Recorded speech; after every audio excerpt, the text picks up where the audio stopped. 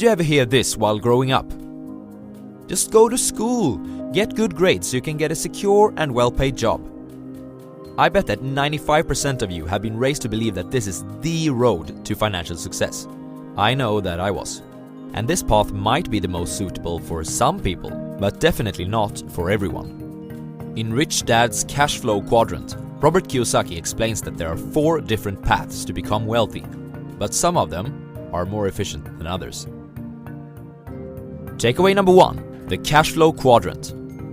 The CASHFLOW Quadrant is a simple model that explains that wealth can come from 4 different sources. Which quadrant you belong to depends on where most of your income comes from. The 4 different quadrants are E, the employee, S, the small business owner or self-employed, B, the big business owner, and I, the investor. The employee strives for security. He achieves financial success by climbing the corporate ladder.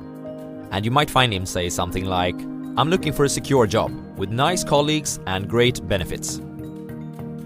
The small business owner or self-employed, on the other hand, strives for control. He achieves financial success by becoming highly specialized in a demanding field. And you might find him say something like, "I'm looking for a job where I can be compensated well for my skills and time, where I am in charge." The big business owner strives for freedom. He achieves financial success by creating a profitable business system. And you might hear him say something like, "I'm looking for people that are smarter than me to run my business for me." The investor also strives for freedom, but he does this through allocating money to where it has the highest expected return.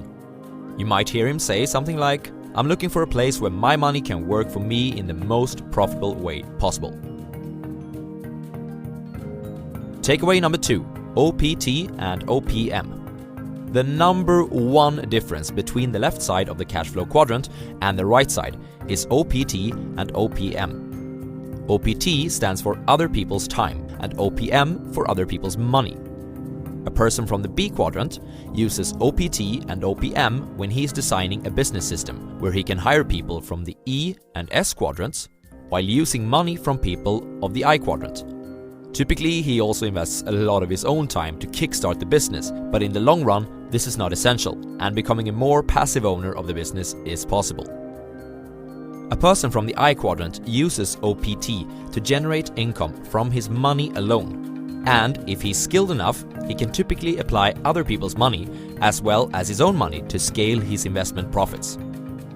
Herein lies the big difference.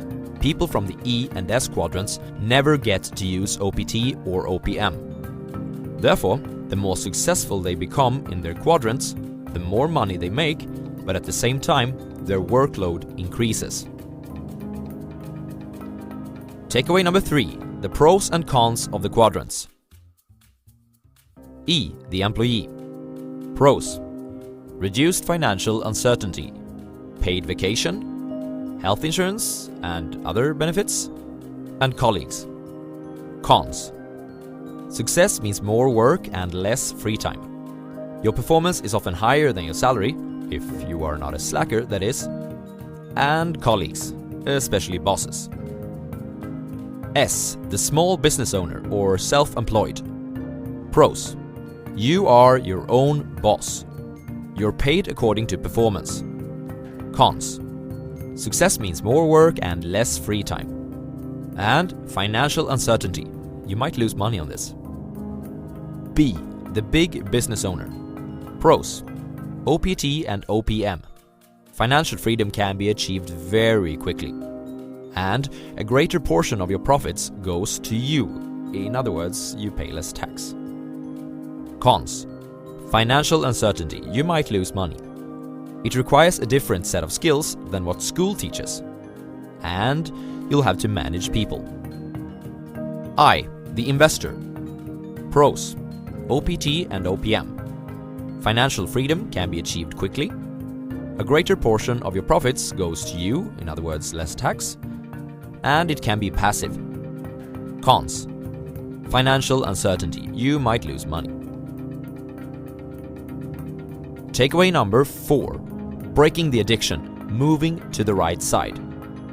So, There are pros and cons with all the quadrants, but the right side is where financial freedom can be achieved the fastest. Therefore, we might ask ourselves, how can we move to this side? Money has an addictive power, much like sex or drugs. Therefore, when you earn money through a specific quadrant, you'll be addicted to that quadrant. If you earn money as an employee for a large company, for instance, your brain will associate that type of work with a cash reward. Switching from one quadrant to another becomes more difficult because of this. Moreover, if you've been raised in a family where degrees, job security, paid vacation, and governmental pension has been highly valued, you might have a difficult transition to make. Here are some potential mental obstacles for the conversion. You're taking too many risks. You might fail. Money can't buy happiness anyways.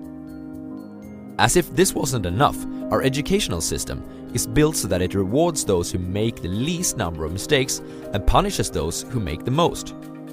In the B and I quadrants, you must act in the complete opposite way. People who take action will also make the most mistakes, but in the long run, these people will learn more and achieve more as business owners and/or investors. Thomas Edison was criticized for making 1,014 mistakes before creating the electric light bulb. In response, he said, "I did not fail 1,014 times. I successfully found out what did not work 1,014 times." The transition won't be easy, but a great start is to surround yourself with people who have made the journey before and learn from those that are already successful in the B and I quadrants. Takeaway number 5. The 5 levels of investors. According to Robert Kiyosaki, there are 5 different levels of investors. Starting from the bottom, we have 1. The zero financial intelligence level. At this level, we have the people who have nothing to invest at all. Each month, their expenses are higher than their income, often because they forget to pay themselves first, which is the most fundamental strategy for wealth building taught in the classic The Richest Man in Babylon. 2. The savers are losers level.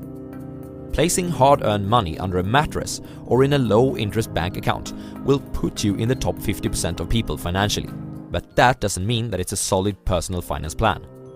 Why? Because of inflation.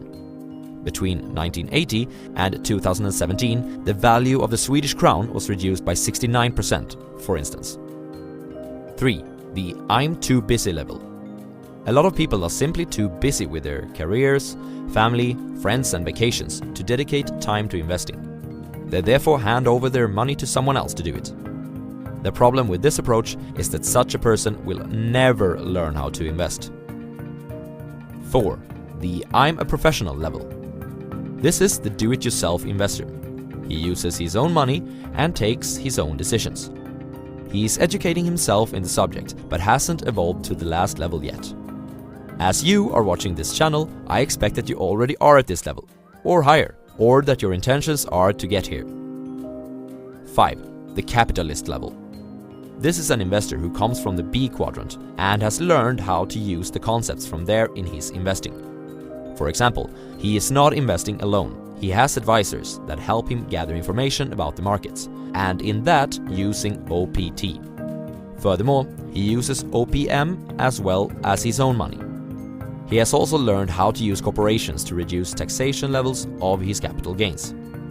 The level 5 investor is the person who will reach financial freedom first among all of the investors. What level of investor are you? Here's the recap. There are 4 different roads to financial success. You may succeed as the employee, the self-employed, the business owner, and/or the investor. The right side of the cash flow quadrant uses OPT and OPM. There are pros and cons with each of the quadrants, and depending on your personality and goals in life, one might be more suitable than the others. If you wish to move to the B and I quadrants, you must learn to accept risks, make mistakes, and surround yourself with others that have achieved what you wish to do. There are 5 levels of investors, and the greatest profits goes to the level 5 investor, who has learned how to implement business concepts in his investing approach. Thanks for watching, everyone. See you next time.